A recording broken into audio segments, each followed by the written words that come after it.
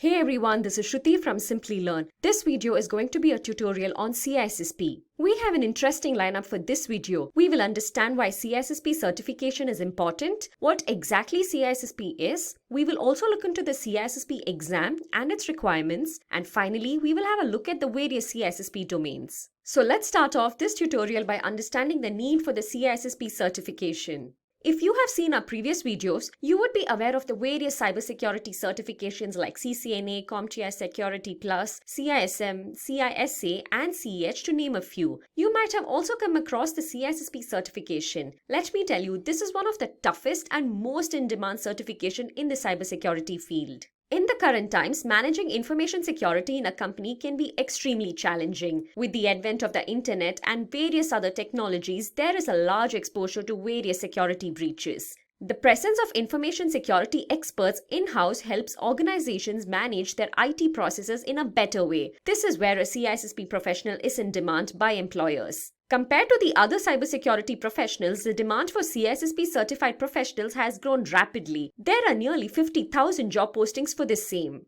Now that you have an idea of the demand of CISSP certified professionals, let's move on to understanding what exactly is CISSP. CISSP stands for Certified Information System Security Professional. It is considered the gold standard in the field of information security. This certification is taken up by IT professionals. It trains a candidate to become an information assurance professional. Taking up the CISSP certification will help you define the design, architecture, controls, and management of highly secure business environments. You will also be called a CISSP professional only after you successfully pass the CISSP exam. So now let's have a look into the CISSP exam requirements. The primary requirement for any candidate is that they should have at least 5 years of work experience in the field of information security. In addition to this, it is also suggested that the candidate clears other certifications like CCNA, CompTIA Security Plus, CEH, CISM, and CISA to name a few. CISSP is considered as an advanced level cybersecurity certification. Hence, it is better if the candidate clears the basic level and the managerial level certifications before moving to the CISSP certification. As I mentioned earlier, this certification is suitable for professionals who have a minimum of 5 years of work experience. Professionals working as security consultants and managers, network and security architects, IT directors, security auditors, and chief information security officers can take up the CISSP certification.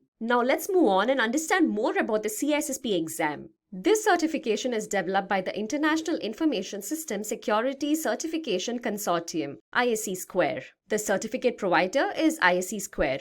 You have to pay an exam fee of $699 to take up this exam. As I mentioned earlier, this is one of the toughest exams, and it is quite a long one with a duration of 6 hours. You would have to answer 250 questions in 6 hours. The exam consists of multiple choice questions. You need to be able to get a minimum score of 700 out of 1000 for passing the CISSP exam.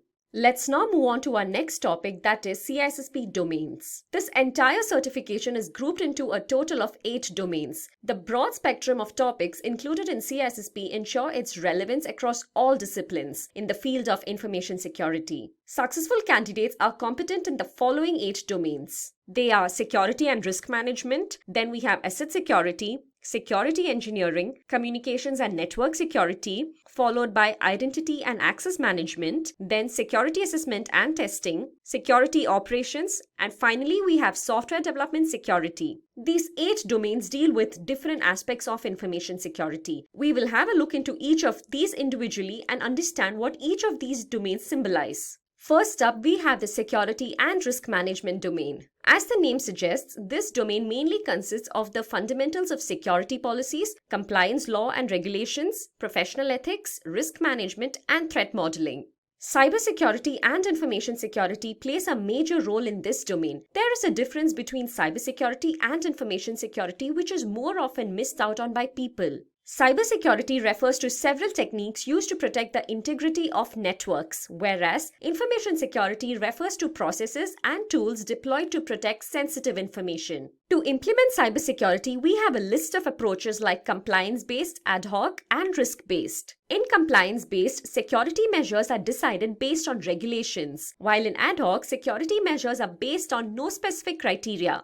In risk-based, security measures are based on unique risks depending on the organization. Let's now have a look at the CIA triad. Here, C stands for confidentiality, I for integrity, and A for availability. Confidentiality, integrity, and availability have served as the industry standard for computer security since the time of the first mainframes. Confidentiality means that information and functions can be accessed only by authorized parties, for example, military secrets. Integrity means that information and functions can be added, altered, or removed only by authorized people. And availability means that systems, functions, and data must be available on demand. Now that we have understood the CIA triad, let's have a look at the GRC trilogy. This trilogy is a structured approach adopted by organizations to align IT objectives with business objectives. First up, we have governance. Such a program has motives like ensuring goals are achieved, providing strategic plans, and so on. Governance is taken care of by the senior professionals of an organization. Next up, we have risk management. Here, the organization looks into mitigating all types of risks such as investment, physical, and cyber risks. Finally, we have compliance. As discussed previously, compliance refers to abiding by the defined laws and regulations. So who do you all think develops a security policy which is used to achieve the organization's goals? Well, it is done by the senior management of an organization. Let's have a look at the characteristics of these security policies. First and foremost, these policies should support the vision and mission of the company. All the business units should be integrated in these security policies. They should also be regularly updated. And finally, it is important that these security policies should be easy to understand so that everyone can abide by them without any problem. In addition to security policies, a risk analysis team is also formed in organization to perform the analysis of each known risk. There are various steps to perform risk analysis. Let's have a look at each of these. First, the team makes an assessment of the value of the company's assets. Then, there is an analysis made based on the risks to assets. And finally, the team discovers solutions to mitigate these risks. Now, that was all about the first domain of CISSP, security and risk management. Let's have a look at the second domain, asset security. Asset security deals with the collection and protection of assets such as data and devices. Here, we will be looking into data classification, data management, data remnants, and data loss prevention. So in data classification, the data owner classifies data. A data owner can be an individual or a group of people who created the information and are directly responsible for it. This classification is done based on a set of predefined criteria. At the end, the classification is annually reviewed to see if there has to be some change incorporated. Data management involves managing the information lifecycle needs of an enterprise in an effective manner. It also ensures that the data complies to the set standards. And finally, data management also ensures data validity and integrity. Moving on to data remnants.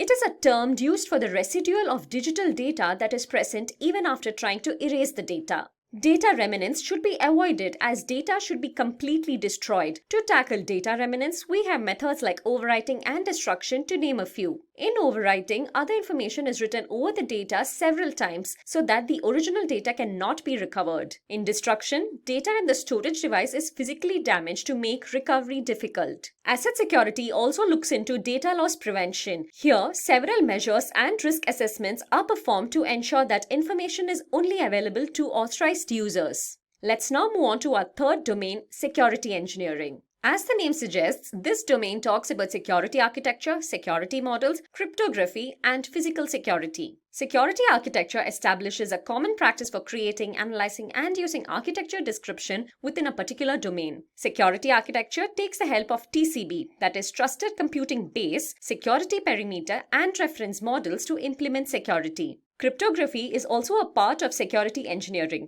In cryptography, information is secured by converting data from a readable format to a non-readable format and vice versa. Moving to our fourth domain, we have communications and network security. This domain is all about network structures, transmission methods, and security measures used to achieve CIA in an organization. OSI model is the foundation of networking. This model, that is the Open Systems Interconnection Model, OSI model, describes how data is transferred from one computer to another. The OSI model consists of 7 layers, starting from physical layer, then data link layer, network layer, transport layer, session layer, presentation layer, and finally application layer. In the first layer, that is, physical layer transmits raw bit stream over the physical medium. Then data link layer defines the format of data on the network. Network layer provides logical addressing, and it also provides path determination using local addressing.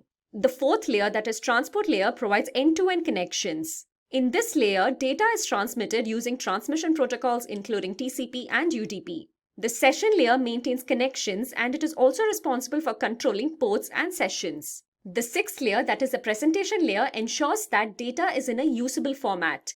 And finally, in the seventh layer, that is in the application layer, human-computer interaction happens. Here, applications can access the network services. The communications and network security domain also talks about firewalls. We can define a firewall as a hardware or software which is used to block the incoming or outgoing traffic from the internet to your computer. Then we also have the IDS. IDS is known as the Intrusion Detection System. This is designed to detect unauthorized access to a system. IDS is used together with a firewall and a router.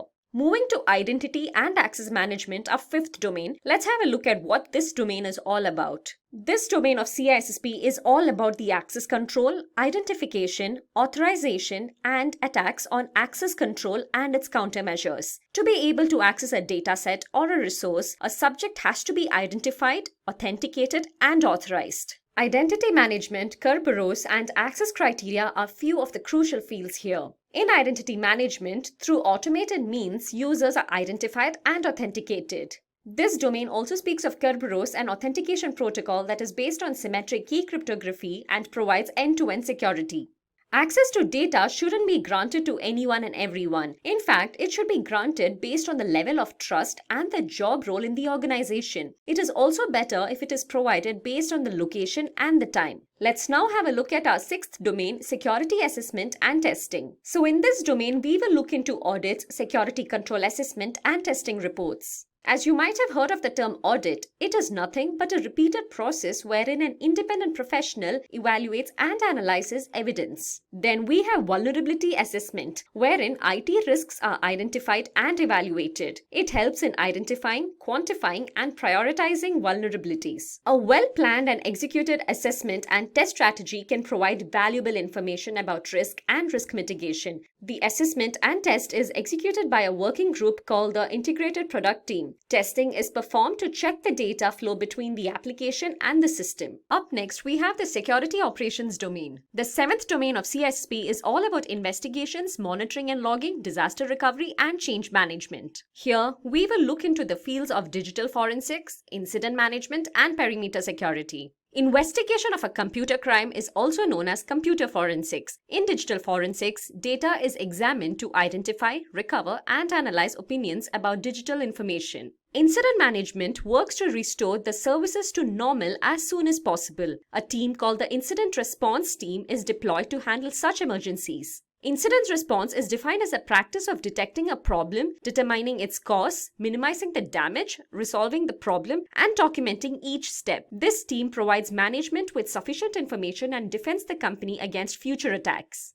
In perimeter security, there is perimeter defense, which allows us to detect and keep a check on unauthorized physical access. This field also controls the access to the facility. Moving on to our eighth and final domain, we have software development security. As the name suggests, this domain talks about security in a software development lifecycle. Here, we will be looking into topics like API, malware, spyware, adware, social engineering attacks, and SQL injection attack. Let's start off with the application program interface known as API. API is basically a collection of protocols and functions used to create applications. It supports formats such as representational state transfer REST and simple object access protocol. REST is nothing but using the present features of the web in a simple way. And SOAP, which is an acronym for Simple Object Access Protocol, is a messaging protocol for exchanging data among computers. Now let's move on to malware as a security threat. Malware is a term which refers to malicious software, viruses, ransomware, and worms.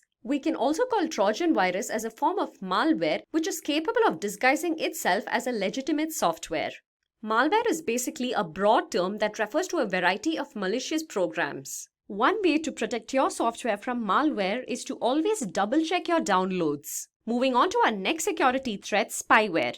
As the name suggests, this is a software that typically spies on your system. Spyware is also a type of malware which is used to secretly gather information of the victim to give it to a third party. Those programs that secretly record all that you do on your computer are called spyware. It is always advised to turn on pop-up blockers to prevent spyware. Next up, we have adware. Adware is also known as advertising supported software.